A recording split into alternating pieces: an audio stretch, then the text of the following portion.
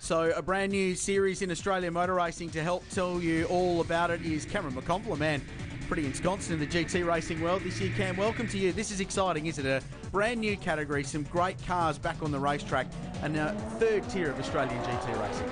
Certainly is, Rich, and thanks very much. What a great day it is to debut this series, and this was the very first race of the GT Trophy Series, so finally it's underway. So earlier today, watch two drivers right here at turn one. That red Lamborghini is Matt Turnbull. Started from the third row, charged around the outside and got a fantastic start and wrapped up Greg Taylor in the Audi R8 LMS. Great to see the Dodge Viper back on the racetrack too. Benny Porter, though, Cam, down at Dandenong Road, had some issues in that car. Yeah, he was busy, wasn't he? I think he might have snagged an inside front tyre, had a bit of understeer, got off the brake, then it snapped oversteer, but he was certainly busy, but managed to hang on to it nicely. Classic battle of the V10-powered cousins, you could call them, in GT racing, Lamborghini and Audi. These two cars were shaping up as the two outright contenders to watch. And a good move down at turn one to get the Audi stopped and turned in and passed for the race lead. Very nice move. So they gave each other room, as opposed to there's a serious amount of room there. Look at Camilleri around the outside, bang, into the back of the Lambo. And look at the bonnet of that marked car. That folded in very quickly. It's a bit of aggressive driving there. V8 powered Mazda 3 and the very experienced Jake Camilleri having a great run in the Durrell Lee car. This was Brendan Cook, had a bit of a spin, and that gravel trap is unyielding at Dandenong Road, and it brought out the safety car. Just an innocent small spin there. Cookie got a lot of experience, so he'll be disappointed with that one. But restart, Bay City safety car pulled in. A pretty clean restart. And during the safety car period, a lot of teams elected to take their compulsory pit stop. It was busy on the restart. Matty Turnbull was in the thick of the action in that red Lamborghini down the inside of Mick Benton in the Castrol Mark Cars Australia entry. Busy down at Dandenong Road, and unfortunately, car number 9 was out of the motor race. Quite an aggressive move there. He was certainly a fair way up the inside, but they just weren't able to get through without contact. And the win went to Taylor and Bart Moore, who finished off the race. Great drive.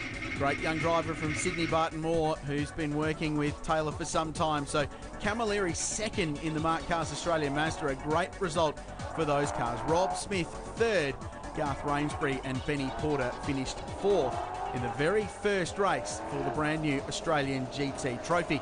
Now the cars are lining up on the grid for race 2, Cam. Unfortunately, the Vipers are no-show, broken gearbox, not enough spares, they're out of the race. And that could explain that little issue you had in race 1, probably just not quite getting second gear, locking the rear wheel, so a real shame. Let's look at the grid though. Camilleri's bounced back okay, Rob Smith, Benton and Williams, Tony Alford, good to see him making his debut in this brand new series, Scott Hookey, Jean Ginnadeja, so he's been around in GT for some years and running the Lambo this weekend. I spoke to Jan earlier in the weekend. He said he had some reservations, but when he got on track in this field, he thought it was fantastic that he was competing on an outright level with some really good drivers. That's what this series is all about. There's the rolling start. And like GT racing all around the world, it's a diverse field. The Audi versus one of the Mark Cars Australia entries with Jake Camilleri behind the wheel. Down to turn 1, and it's the Audi with its great braking performance that gets the race lead away. An Audi next, then a Porsche, then Ginadasa in the Lamborghini Gallardo. And a busy field, and it's such a crucial chicane, isn't it, Cam, on the opening lap when everyone's got cold tyres, rattling down the hill, and it's an easy place where you can make contact. It certainly is, and particularly with the sun just getting lower and lower later in the afternoon today, they're going to, that can cause a few little issues on the exit of turn 1. On board going up the back straight here, great part of the racetrack. Back a gear, usually back to 5th. Car gets light, just using the scissor tooth curve there. Nice line up over the top. This series offering a real home for this Mark Cars Australia program, headed up by Ryan McLeod. These amazing Aussie designed, built and engineered endurance race cars that have raced all around the world. They've had great success at the Bathurst 12 Hour, and now they've got a home, and on raw lap speed, they're almost as competitive as the 2011 spec Audi R8s and the Lamborghinis we see in this field. So it's a great home for them. And Ryan very happy with this program and the way it's growing. This is a fight. It's on for third as they run down towards turn 1. Rob Smith on the outside. You can hardly see his hands moving there, just a little downshift, a little flick of the left hand on the paddle. So we should clarify that with the GT Championship really booming and a lot of new cars coming out, this is a home for the 2011 model GT cars or GT3 cars, also the earlier 997 Cup cars and the Mark cars. So there's no doubt that the field will grow as this season progresses. And on that replay at the start, not a lot of straight line performance difference between the LMS Audi and the Mazda Mark Cars Australia entry. Pretty good drag race down into turn one. Certainly only in Aussie GT would you see a Mazda 3 taking on an Audi R8 LMS. It's great, isn't it? But they're great looking race cars, as we see 94 up the inside. That's the Vernon entry, and Haber contact with Genedasia. So let's hope he can pull that up away from the Armco. Jan just spun to the outside of the racetrack. Here's a look down the inside. What's your take on that one? Well, it was a last minute lunge really, and you'd probably need to be a little bit further up on the inside. I don't think Jan expected him to go there, so but no harm really done. Should be able to resume. This is the battle for third. It's Matt Turnbull, the Lamborghini. Jed Wallace, the South Australian, in the Cup car. And Mrs. Smith on board the Audi R8 LMS. So 3 different brands, nose to tail, running over a great bit of road here at Sandown. Very different car. Oh, lock up from Walls, and Wallace has gone off. So, gee, we've jinxed them there. Just another little inside lock up into Dandenong Road. May have even dropped the outside rear on the grass. No, just... it's on the down change, I think. Just locked the rears. Jed Wallace, brother Adam with V8 Supercar experience in the Kumo Series and indeed the V8 Supercar Development Series. Jed, a pretty handy steerer behind the wheel of a Cup car, not going his way that time. That has brought out the safety car, and this will trigger a round of pit stops, Cam, as it always does. As soon as that safety car drops, if you're in the window, you want to go to pit lane. Absolutely. So if it's a single driver, you pull up, stop in the bay, and if it's a double driver duty, look, it's very busy at the entry to pit lane here, so we'll see driver change down there in the Porsche. Steering wheel off in the Audi. These cars, of course, designed for endurance racing, so driver changes all engineered perfectly. Greg Taylor jumps out. Barton Moore will slot himself into that car. The Cup car's in as well. Here's Jake Camilleri, the Queensland car dealer from Brisbane. Hugely successful career in production car racing, running Mazda 3s. He loves the enduro style in these cars. Rob Smith in as well.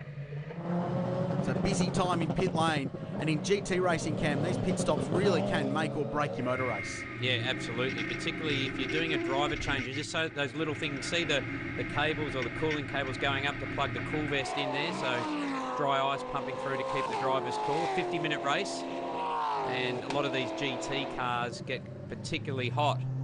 Now, what's happening here? So we're hearing from pit lane, this is a drive-through penalty for the race-leading car for too many people working on the car. So there are quite strict restrictions for how many people can work on a car during a pit stop, and we're hearing that they've breached it, so it's going to be a drive-through penalty on a restart. So that's difficult for Bart because he won't have an opportunity to gap the field. This is going to cost them big time. You can see on board too that the sun's just getting lower and lower, so Bart Moore is a very experienced GT driver, very quick.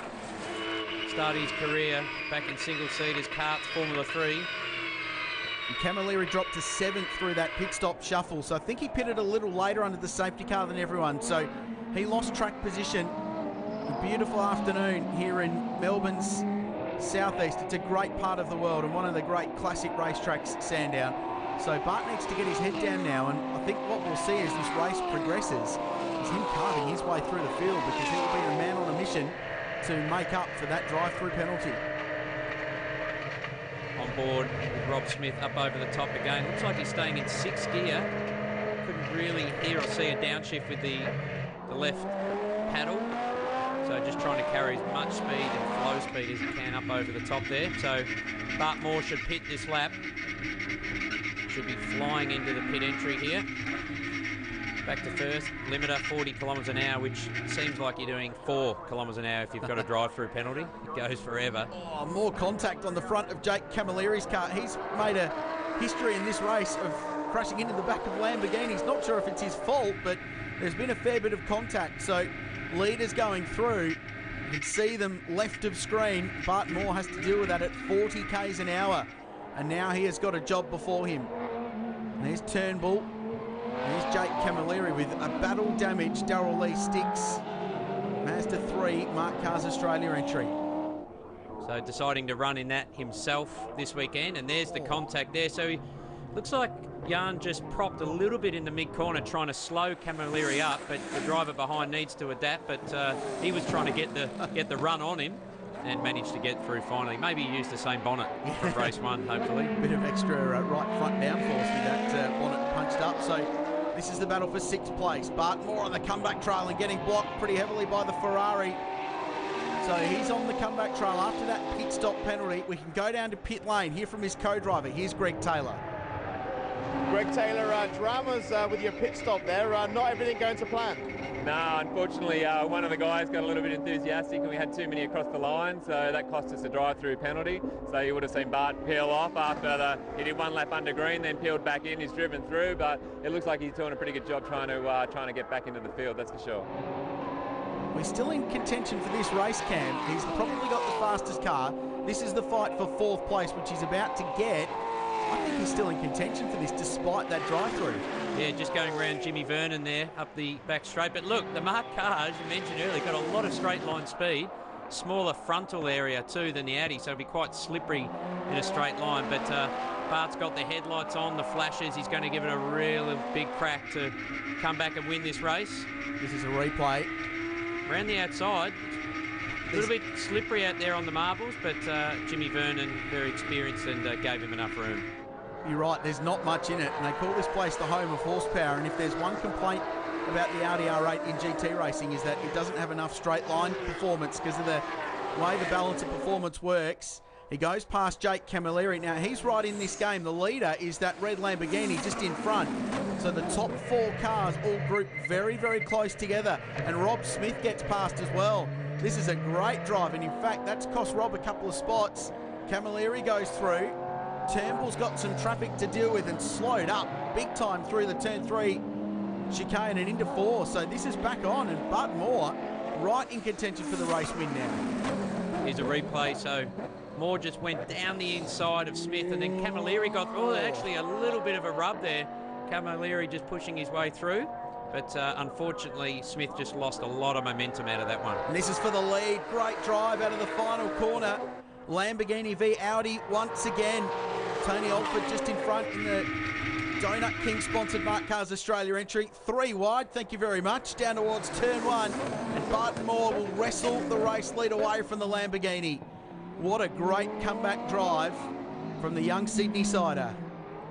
Camilleri making another spot too on Tony Alford. So he's being able to just get that advantage by following Bart Moore through. Oh, side by side, that's a game spot to try and pass, but fortunately Turnbull saw him coming and gave him enough room there. Opportunistic, I think, is the word you're looking for with that, wasn't it? You've got to hand it to him. He's having a crack in this race, as is this guy, Bart Moore. So here's a replay. Lamborghini v Audi. Pretty even down the straight. Yeah, and similar spec, these cars with the same basic architecture underneath, the same V10. So in the end, it was just Bart under brakes, and this was Camilleri. This was a ripper move. He's not afraid to get the elbows out, is Jake, but that was a well-judged pass. Turnbull just squeezed wide, and the Mark Carr takes the position. Tony Alford, meanwhile, we saw him in the thick of that action. Unfortunately, he stopped, and he's going to lose a chunk of time here as the Mark Carr's Australia crew go to work. I think they left the safety under the jack stand there, so the car wouldn't quite drop down. So we're on the final lap. Alford back down to P12. Disappointing. Beautiful looking car. I think Ryan McLeod, the architect of this program, is going to be really happy with the performance those cars have shown. Bear in mind, they're still in basically 12 or 24-hour spec racing cars, so they're not really tuned for these 1-hour short spec endurance races. So I think there's more to come. This is a really promising sign for the Mark Carr's Australia program. But what about the GT cars in this field? Rob Smith has been impressive on his debut in the series. So too Matty Turnbull in that Lamborghini. He's been pretty exciting to watch today. And here's Barton Moore with Greg Taylor. They raced together at the 12-hour early this year. They've got a great relationship and a little bit of history for this combo. They win the opening round of the Australian GT Trophy Series. Great drive, that. Very aggressive drive, but a very calculated drive. He didn't take too many risks. Rob Smith has been very consistent all weekend. Look at that sun coming onto the front straight. Doesn't take much when you've got a dirty windscreen to really cause vision issues, but a nice drive. Camilleri, a pretty aggressive drive, a bit of damage, and Vernon comes across in the other marked car. So fantastic way, I think, personally, to finish off the debut of this championship. Couldn't agree with you more. So Morgan Haber and Jimmy Vernon 5th there, with Scott Hockey 6th. Then the Mark Cars Australia entries, Jan Ginadasa in the 10, Porsches, Ferraris, the whole lot in a great field. Well, I thought we were in a pretty good spot when we came into the pit, and then I got out and all of a sudden I found out we had the drive-through. So, but, you know, that's Bartney's element. You know, he would have just put his head down, you know, eyes forward, and you know, brought it home, which is great. Yeah, well, it was a lot of ground, you're right, but the team, Rob, our engineer, just talked me through it. They kept me posted on the gap to the front. I did a rough calculation. I knew it'd be marginal, but the car's been so strong here all weekend, and I knew it'd be strong all the way to the end of the race, so we just had to press on. Yeah, no, we had a really good run. Sort of got caught out by the safety car at the start. We were running pretty strong second, and then I don't know what happened. The leader went through and he got in front of me, sort of put us down a lap. I don't know what happened, and then we ended up, after all the pit stop, we ended up 6th, I think, and we just had to peg away from there. Well, it was a great drive from Jake Camilleri. Cam, here's the points.